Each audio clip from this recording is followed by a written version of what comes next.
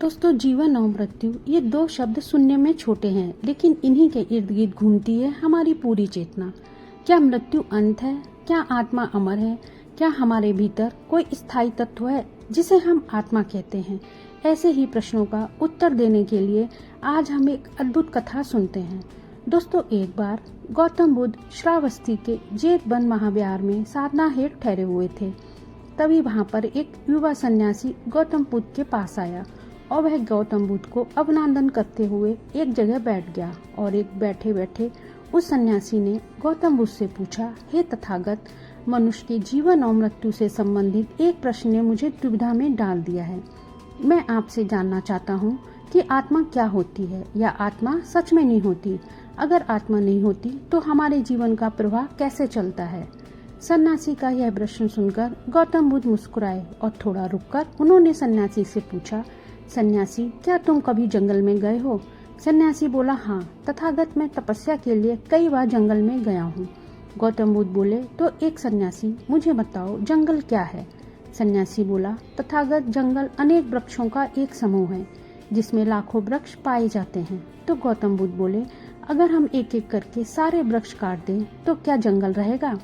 सन्यासी बोला, नहीं तथागत, अगर हम सारे वृक्ष काट देंगे तो वृक्षों के बिना जंगल का अस्तित्व समाप्त हो जाएगा। तो गौतम बुद्ध बोले, सन्यासी, ठीक वैसे ही यह शरीर और मन भी 5 स्कंधों का समूह है। यह समूह है रूप, वेदना, संज्ञा, संस्कार और विज्ञान। इन स्कंधों का कोई स्थायी रूप अथवा स्थायी अस्तित्व नहीं है।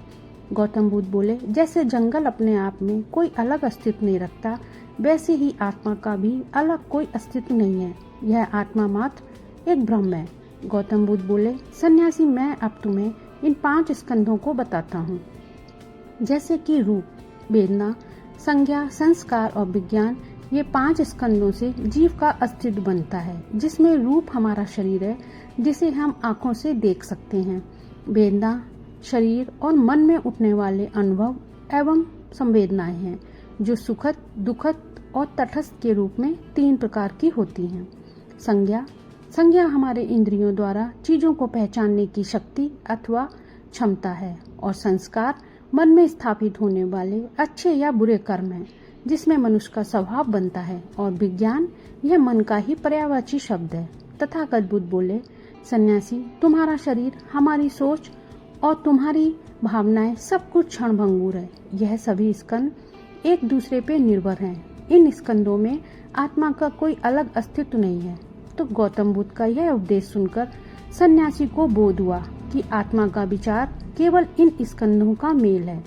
इन स्कंदों को हम नित्य मानकर उन्हें ही अज्ञानतावश आत्मा मान बैठते हैं और हमारे अंदर कोई आत्मा है ऐसा मिथ्या विश्वास रखते हैं।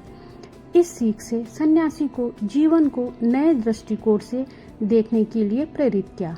उसने आत्मा की नित्यता और उसमें विश्वास को त्याग दिया। इस परिवर्तनशील और क्षणभंगुर चित्त और शरीर को ज्ञान प्राप्त करने के लिए, निर्वाण का अनुभव करने के लिए वो तथागत गौतम बुद्ध की उसने शरण ग्रहण की और वो गौतम बुद्ध का एक प्रिय शिष्य बन गया।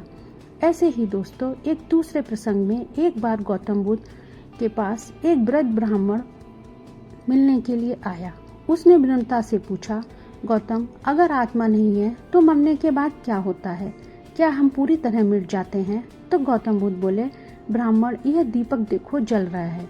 जब इसमें तेल समाप्त हो जाएगा तो क्या होगा? तो ब्राह्मण बोला, दीपक बुझ जाएगा। गौतम बुद्ध बोले, तो क्या यह अग्नि कहीं और चली जाएगी? ब्राह्मण बोला, नहीं गौतम, अग्नि का अस्तित्व तभी तक है जब तक तेल और बाती का मेल है। तेल खत्म होने के साथ ही अग्नि भी खत्म हो जाएगी। तो गौतम बुद्ध आगे बोले, जीवन भी उसी तरह है। यह जीवन 5 स्कंध जैसे रूप, वेदना, संज्ञा, संस्कार और विज्ञान का मेल है। जब ये नष्ट हो जाते हैं तब उसमें आत्मा का कोई पृथक अस्तित्व नहीं रहता, क्योंकि आत्मा केवल एक भ्रम मात्र है। तब ब्राह्मण ने आगे कहा, गौतम, इसका क्या अर्थ है? क्या आत्मा के बिना जीवन व्यर्थ नहीं है? तो गौतम बुद्ध बोले, ब्राह्मण, जीवन व्यर्थ नहीं है। जीवन का उद्देश्य है कि हम इसे समझें, इसके हर क्षण के लिए सजगता के साथ बुरे कर्मों को त्याग दें और अच्छे कर्मों को धारण करें। तो गौतम बुद्ध बोले, ब्राह्मण, हमें अपने मन के अज्ञान को दूर करना चाहिए। हमें सत्य के मार्ग पे चलना चाहिए। केवल सत्य का मार्ग ही हमें अपनी मुक्ति तक ले जा सकता है। जब हम आत्मा के भ्रम से मुक्त हो जाते हैं तो जीवन में शांति और स्वतंत्रता का अनुभव होता है। तो ब्राह्मण बोला, गौतम, आपने हमारे अज्ञान को नाश कर दिया है। मैं जीवन भर यह भ्रम लेके जीता रहा कि हमारे शरीर में कोई आत्मा होती है और हमारी आत्मा एक शरीर से दूसरे शरीर में प्रवेश करती है, लेकिन मेरा यह भ्रम अब खत्म हो चुका है। अब आपकी शरण में मैं आता हूँ। आप मुझे अपना शरणागत अनुयायी धारण करें। दोस्तों, गौतम बुद्ध का आत्मवाद हमें यह सिखाता है कि जीवन को उसके मूल रूप में देखना चाहिए। आत्मा की नित्यता और उसका विचार केवल हमारे मन का भ्रम है। गौतम बुद्ध ने हमें सिखाया है कि जीवन क्षणभंगुर है और हमें इसके हर पल को पूरी सजगता के साथ जीना चाहिए।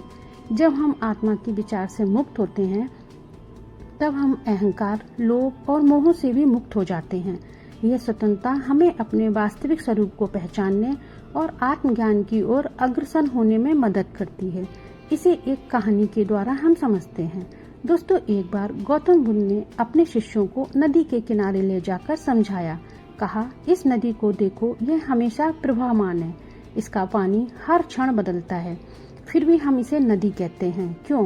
क्योंकि यह एक सतत प्रवाह का प्रतीक है। बुद्ध बोले, हमारा जीवन भी इसी तरह है, निरंतर परिवर्तनशील है, लेकिन हम इसे स्थायी मानते हैं और उसे हम आत्मा का नाम देते हैं। सत्य यह है कि शरीर और मन को स्थायी मानना एक भ्रम है। इसमें किसी आत्मा की खोज करना केवल मूर्खता है।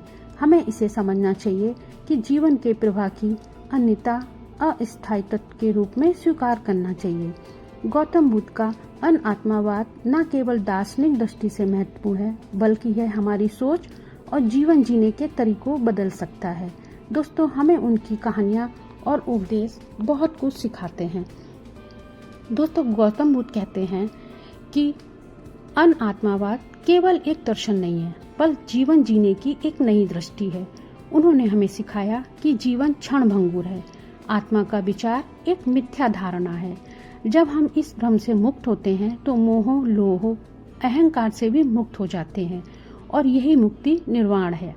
दोस्तों, हमें यह समझना चाहिए कि आत्मा कोई वस्तु नहीं, बल्कि हमारी धारणाओं का समुच्चय है।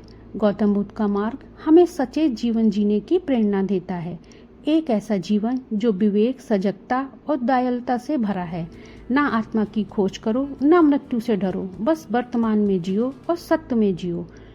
दोस्तों, यदि आपको ये कहानियाँ पसंद आई हो तो प्लीज़ चैनल को सब्सक्राइब और लाइक और शेयर जरूर करें। नमो बुद्धाय।